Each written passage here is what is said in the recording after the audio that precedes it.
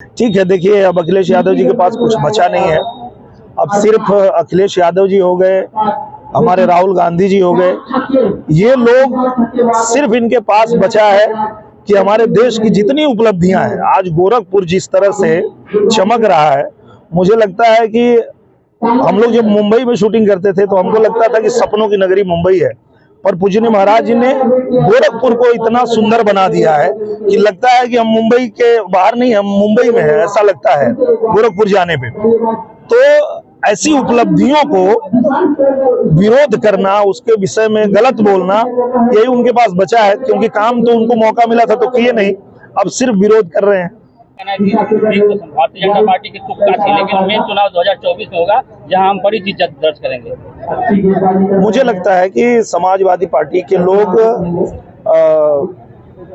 उपचुनाव में देख चुके हैं कि जनता का मन कैसा है और जनता क्या चाहती है, क्योंकि मौका दिया था समाजवादी पार्टी को, ऐसा नहीं है कि उनको मौका नहीं मिला था, और सीधे सीधे उनके राष्ट्रीय अध्यक्ष को मौका दिया था आजमगढ़ ने कि आप हमारे सांसद बनिए और आप आजमगढ़ का विकास करिए। पर मैं खेद के साथ बताना चाहूंगा कि जो विकास के लिए यहाँ पे एक मीटिंग होती है, वो एक मीटिंग तक नहीं कर पाए 3 साल में कि क्या विकास हुआ, जो कार्य आया था वो कितना हुआ, कितना बाकी रहा।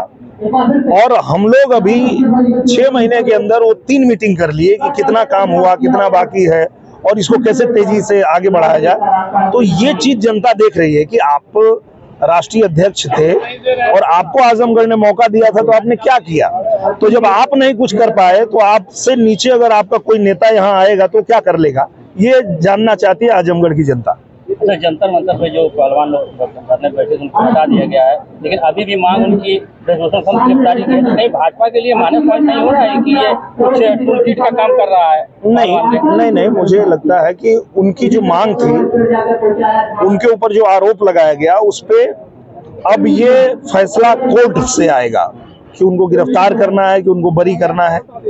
अब तो उसका इंतजार कर लेना चाहिए पहलवानों को भी और हम सबको भी, पूरे देश को भी, कि अगर कोई व्यक्ति किसी के ऊपर आरोप लगाता है तो जब तक आरोप तय नहीं होगा तब तक आपके कहने से गिरफ्तारी नहीं होगी। आप ठीक है, आपने देश के लिए बहुत अच्छा किया है, उसका हम सम्मान करते हैं, पर आपने अगर किसी पे आरोप लगाया है तो वो कोर्ट तय करेगा कि उनको गिरफ्तार करना है, वो गिल्टी है या नहीं है।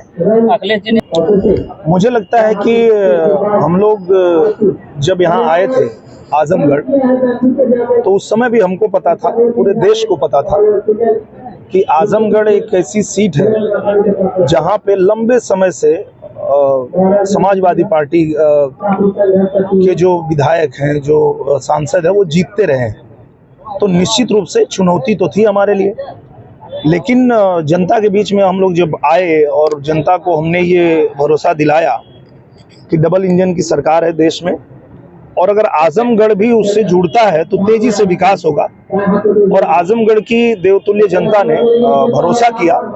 और हम लोगों ने जो बात कही थी कि जो काम 15 साल में नहीं हुआ, हम 15 महीने में करेंगे अगर कमल खिलता है, और वो हम लोगों ने करके दिखाया। चाहे वो रासेपुर तितरा का मार्ग हो, चाहे बिलरियागंज वाला मार्ग हो, या ऐसे बहुत से काम थे जो बहुत समय से नहीं हो रहे थे, वो सारा काम जो है यहाँ पे जैसे कमल खिला वो तेजी से हुआ। हमारे पूजनीय प्रधानमंत्री जी की विशेष दृष्टि वो आजमगढ़ पे है, हमारे मुख्यमंत्री जी की दृष्टि आजमगढ़ पे है। अभी आप लोगों के बीच में कुछ दिन पहले ही आए थे हमारे गृह मंत्री जी, उन्होंने भी आजमगढ़ को बड़ी सौगात दिया। और आने वाले समय में जो 6 महीने का समय और है हम लोगों के पास, तो इसमें भी मेरा प्रयास यही है कि मैं केंद्रीय मंत्रिमंडल से ज्यादा मंत्रीगण को आजमगढ़ ला सकूं, और आजमगढ़ में जो और भी विकास की प्रक्रिया है उसको आगे बढ़ाया जा सके। करा के आए, अमेरिका गए, वहाँ भी विवादित बयान दे रहे हैं, और उनके जो आयोजक हैं सब कश्मीर को हटाने वाले हैं, मतलब कश्मीर का जो विरोध करने वाले हैं वही वहाँ कार्यक्रम के आयोजक। क्या कहें? मैं यही कह रहा हूँ कि ये विपक्ष के जो लोग हैं, ये मोदी जी का विरोध करते करते कब देश के विरोध में उतर जाते हैं उनको पता ही नहीं चलता है। प्रॉब्लम यही है कि आप मोदी जी का विरोध करिए, आप भाजपा का विरोध करिए, पर आप विरोध करते करते आपका स्तर इतना गिर जाता है कि आप देश के विरोध में बात करने लगते हैं। यही उन लोगों को समझ नहीं है। 24 की लड़ाई को किस तरह देख रहा है? विपक्ष एकजुट हो रहा है, 12 तारीख को जून में पटना में बड़ी रैली हो रही है विपक्षी दलों की। मुझे लगता है कि पूरा देश जानता है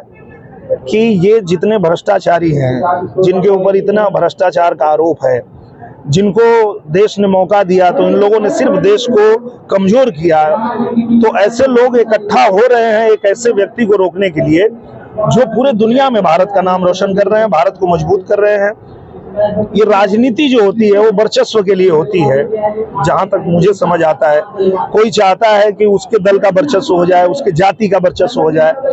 एकमात्र हमारे प्रधानमंत्री जी हैं जिन्होंने पूरे देश के वर्चस्व के लिए काम किया है कि आप हिंदुस्तानी हैं, आप दुनिया में कहीं जाइए तो आपका नाम सुनते ही कि आप हिंदुस्तान से आए हैं, लोग आपको गर्व से सलूट करेंगे। ऐसा काम कर रहे हैं प्रधानमंत्री जी, और उनको रोकने के लिए अगर ये लोग इकट्ठा होते हैं तो मुझे नहीं लगता कि ये लोग इकट्ठा होकर कुछ भी कर पाएंगे। पूरा देश जानता है कि प्रधानमंत्री जी के नेतृत्व में ये देश मजबूत हुआ है और आगे भी मजबूत होगा, क्योंकि प्रधानमंत्री जी की जो प्लानिंग है, संकल्प से लेकर सिद्धि तक, आने वाले 25 सालों में हमारा देश पूरी तरह से विकसित देश बन जाए, इस दिशा में काम कर रहे हैं। तो मुझे लगता है कि पूरा देश हमारे प्रधानमंत्री जी को फिर से सपोर्ट करेगा।